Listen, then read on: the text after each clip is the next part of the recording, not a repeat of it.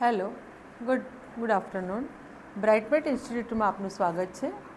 આજે આપણે ધોરણ 11નું 13મું કાવ્ય છે પૂજારી તું પાછો જા, એને આપણે સમજીશું.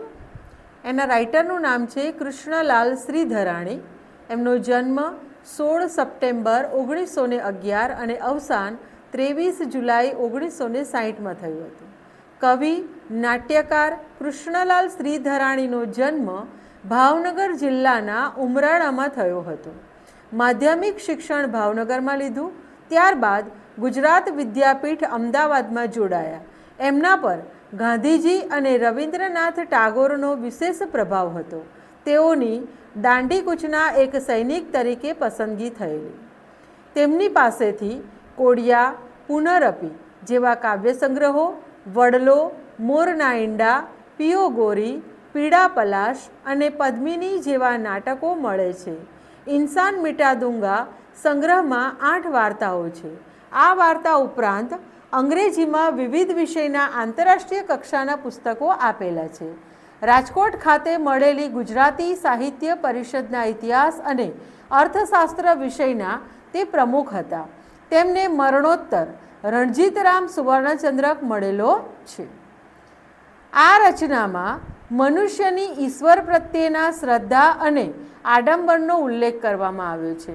આપણા મંદિરોમાં ઘણીવાર ઈશ્વર પોતે પણ અકળામણ અનુભવે છે. મંદિરે જઈ માણસે અહંકાર છોડી સૌની સાથે પ્રેમ મૈત્રી કેળવવાની હોય છે. ત્યાંના ભપકા અને ઠઠારા આવનારાઓને આંજી દેતા હોય છે. બીજી બાજુ મંદિરના વહીવટમાં ભક્તિ, પ્રેમ, લાગણી અને સમભાવનાનો અભાવ વર્તાય છે. એટલે અકળાયેલા ભગવાન પૂજારીને મંદિરમાંથી પાછો જવાનું ફરમાન કરે છે. ઈશ્વર તો પ્રેમનો ભૂખ્યો છે. તેને પૂજા અર્ચના ને ભવ્ય મંદિરોના બંધનો ખપતા નથી. વળી ઈશ્વરની ખરી સેવા કરનારા કરતાં આડંબરીઓ મંદિર પર પોતાના અધિકારો સ્થાપી શ્રદ્ધાનો વેપાર કરે છે. ઈશ્વરની ખરી શ્રદ્ધાથી સેવા મંદિર નિર્માણમાં મહેનત અને મજૂરી કરનારો વર્ગ તો મંદિરની બહાર બેઠો છે. તેનો મંદિરોમાં પ્રવેશ નિષેધ છે. જ્યારે કશું ન કરનારો પૂજારી ઈશ્વર સામે જઈ ધૂપ દીપ કરી ખોટા નામ ખાટી રહ્યો છે. ઈશ્વરના માધ્યમથી કવિ આવા પૂજારી એવા જ અન્ય આડંબરીઓ સામે પોતાનો રોષ પ્રગટ કરે છે. તો આપેલ કાવ્યની અંદર પૂજારી તું પાછો જા, એટલે અહીંયા આગળ કવિ કહેવા માંગે છે કે ખરેખર સાચી પૂજા કોની છે? તો જેણે આ મંદિર નિર્માણની અંદર પોતાનું શ્રેય આપ્યું છે, પોતાનો પરમાર્થ ખર્ચ્યો છે, પોતાનો હાથ આપ્યો છે, પોતાની મજૂરી આપી છે, જેણે આ મંદિર નિર્માણની અંદર શ્રમ કર્યો છે, એવા વ્યક્તિઓ ખરેખર આ મંદિરના દર્શનના સાચા અધિકારી છે.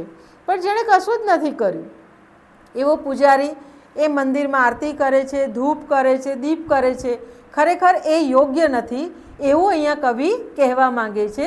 અને આ કાવ્ય દ્વારા એમણે આપણને આ વસ્તુ સમજાવી છે. હવે આપણે કાવ્યની શરૂઆત કરીશું. ઘંટના નાદે કાન ફૂટે મારા, ધૂપથી શ્વાસ રૂંધાય, ફૂલમાળા દૂર રાખ પૂજારી, અંગ મારું અભળાય. અહીંયા ભગવાન પૂજારીને કહે છે કે આ ઘંટનો જે નાદ છે, આ ઘંટનો જે અવાજ છે, નાદ એટલે અવાજ, આ ઘંટનો જે અવાજ છે એનાથી મારા કાન ફૂટે છે. અને તમે જે ધૂપ સળગાવ્યો છે એ ધૂપથી મારો શ્વાસ રૂંધાય છે, મારા શ્વાસ લેવામાં મને તકલીફ પડે છે.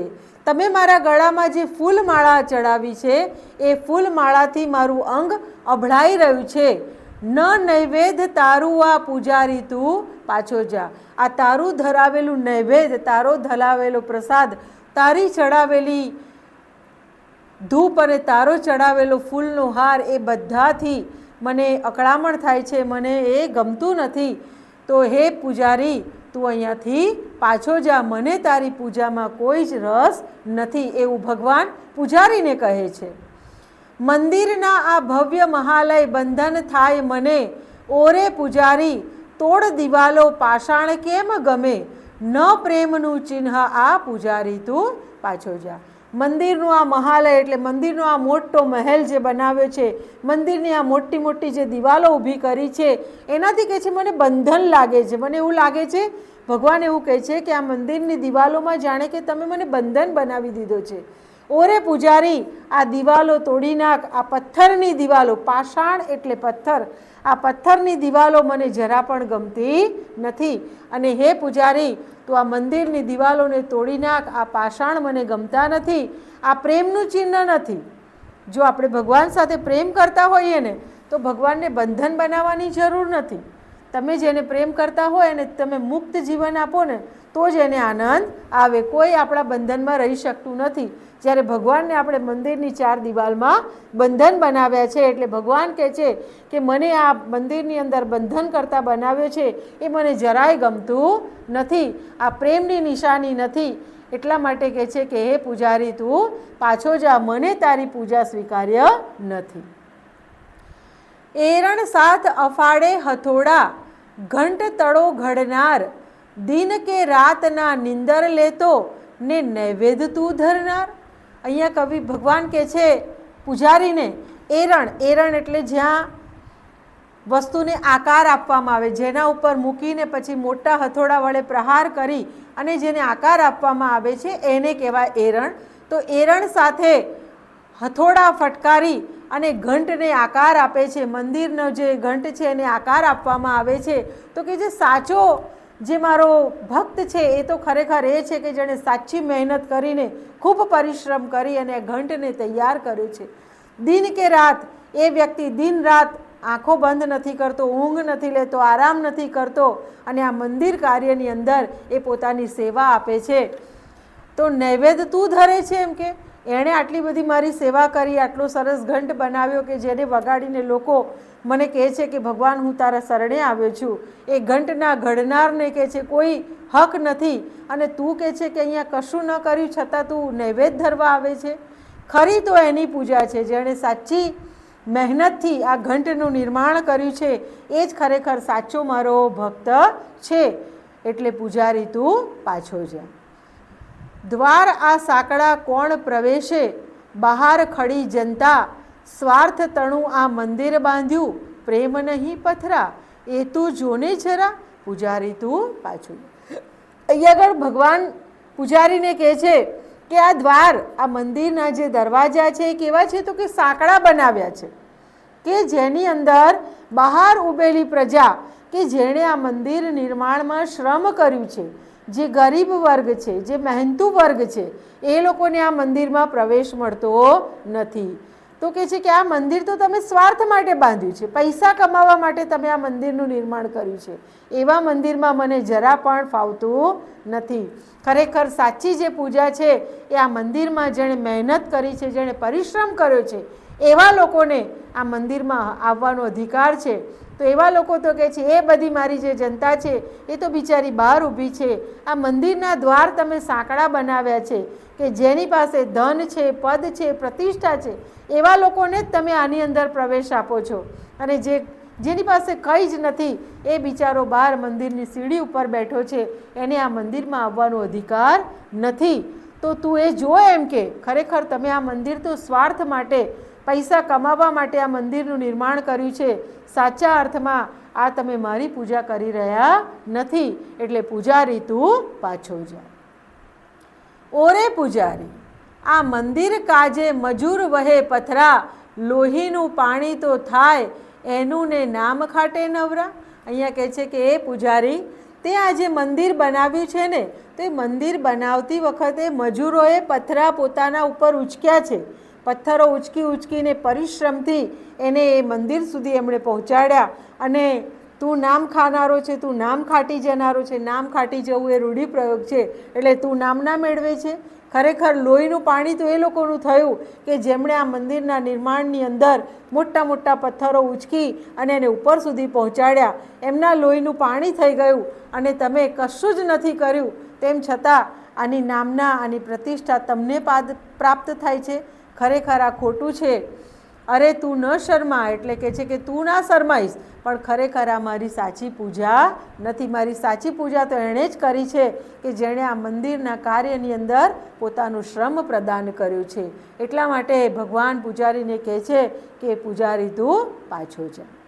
ખેડૂતને અંગ માટી ભરાતી, અર્ધ ભર્યો નખમાં, ધૂપ ધર્યો પરસેવો ઉતારી, ઘંટ બજે ઘણમાં. પૂજારી સાચો આ, પૂજારી તું પાછો જા. એટલે અહીંયા ભગવાન કહે છે કે ખેડૂતે જ્યારે આ મંદિરનું નિર્માણ થયું ત્યારે ખેડૂતના શરીર ઉપર માટી ભરાઈ, માટીની અંદર એણે હાથ નાખ્યા અને મજૂરી કરી ત્યારે એના નખની અંદર જે માટી ભરાય છે ને એ માટી જે મારા ઉપર ખરે છે ને, ખરેખર સાચો અર્ધ્ય. અર્ધ્ય એટલે આપણે ભગવાનને જે દૂધ ચડાવીએ છીએ કે જળ ચડાવીએ છીએ તો એને કહેવાય અર્ધ્ય. તો અહીંયા આગળ ભગવાન પૂજારીને કહે છે કે ખરેખર સાચો અર્ધ તો એ છે કે જે મજૂરે મજૂરી કરી ને મજૂરી કરતી વખતે એના શરીરે માટી ચોંટી, એના નખમાં માટી ભરાઈ અને એ માટી મારા ઉપર ખરી, એટલે સાચો અર્ધ તો મને એ જ લાગે છે.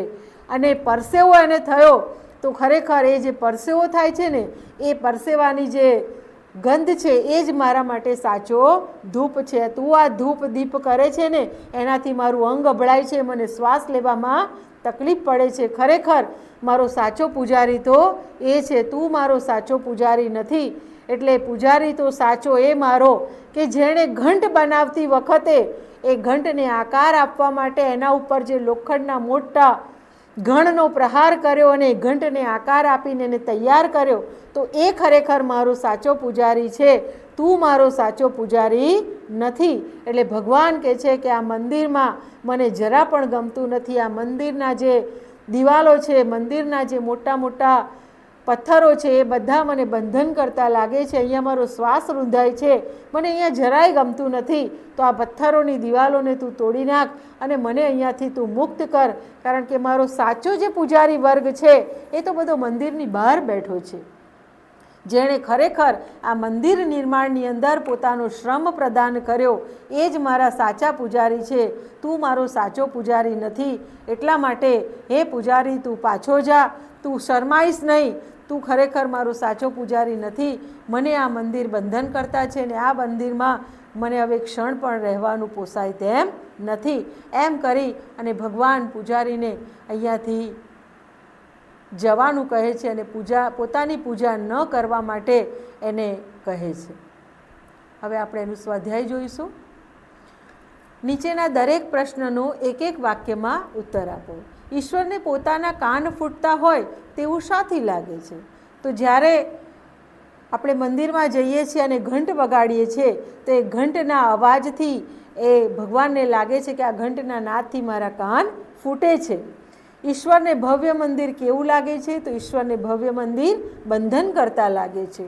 ઈશ્વર મંદિરની દિવાલો સાથી તોડી નાખવાનું કહે છે તો કારણ કે ભગવાનને એવું લાગે છે કે આ મંદિરની અંદર એમને કેદ કરવામાં આવ્યા છે, આ મંદિરની દિવાલો એમને બંધન કરતા લાગે છે, એટલા માટે એ મંદિરની દિવાલોને તોડી નાખવાનું કહે છે.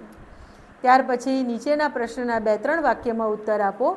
એમાં છે કે ઈશ્વર સાચી પૂજા કોની ગણાવે છે, શા માટે? તો ઈશ્વર સાચી પૂજા એની ગણાવે છે કે જેણે આ મંદિર નિર્માણની અંદર પોતાનું યોગદાન આપ્યું છે, જેણે પરિશ્રમ કર્યો છે. કેમ? તો કહે છે કે આ મંદિર બનાવતી વખતે જે મોટા મોટા પથ્થરોને મંદિર સુધી પહોંચાડવામાં આવ્યા, જે ઘંટને ઘડવા માટે ઘણના ગ્રહ કરી અને ઘંટને તૈયાર કરવામાં આવ્યો, એ જ ખરેખર મારો સાચો પૂજારી છે કે જેણે મહેનત કરી છે, જેના નખમાંથી ધૂળ ખરે છે એ જ મારો સાચો અર્ધ છે. અને એ મહેનત કરતી વખતે જેને પરસેવો વળ્યો છે એ જ મારો સાચો ધૂપ છે. અને ઘંટ વગાડતી વખતે જે ઘણનો અવાજ આવે છે એ જ મારો સાચો પૂજારી છે. તું મારો સાચો પૂજારી નથી, એવું કહે છે ભગવાને.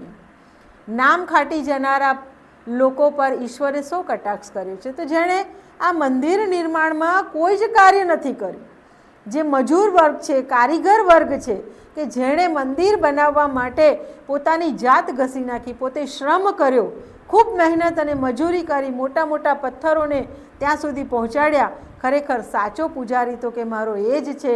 તું મારો સાચો પૂજારી નથી, માટે તું અહીંયાથી પાછો જા. એટલે કે કટાક્ષ એવું કરે છે કે જેણે મહેનત કરી છે એ મહેનતુ વર્ગ તો બિચારો બહાર આ મંદિરના દરવાજાની બહાર બેઠો છે અને કહે છે કે તે કંઈ જ નથી કર્યું અને તું નામ ખાટી જાય છે, એટલે કે તું નામના પ્રાપ્ત કરે છે. તો આ કટાક્ષ ભગવાને રજૂ કર્યો છે. અને ઈશ્વરની દ્રષ્ટિએ સાચો અર્ધ્ય અને સાચો ધૂપ કયો છે? તો કે ઈશ્વરની દ્રષ્ટિએ સાચો અર્ધ એ જ છે કે જે મજૂરે મહેનત કરી એના અંગમાં માટી ભરાઈ, એના નખમાં માટી ભરાઈ અને નખમાંથી જે માટી ખરીને મારા પર પડી એ જ ખરેખર સાચો મારો અર્ધ છે. અને એ મહેનત કરતી વખતે એના શરીરમાંથી જે પરસેવો નીકળ્યો એ પરસેવો જ ખરેખર સાચો મારો ધૂપ છે. આ રીતે આ કાવ્યની અંદર અહીંયા કવિ એ સાચી પૂજા કોની છે એના વિશેની વાત કરે છે.